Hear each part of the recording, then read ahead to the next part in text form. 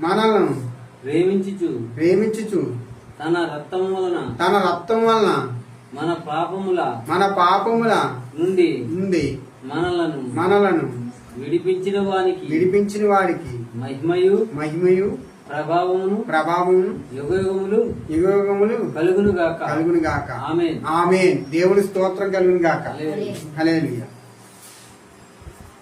సరే, దేవుని ప్రకటన గ్రంథంలో మనం చూసుకుంటే ఈ రోజు ఏంటంటే ఆయన రక్తం ద్వారా నీకేంటి విడుదల దొరుకుతుంది మనకి.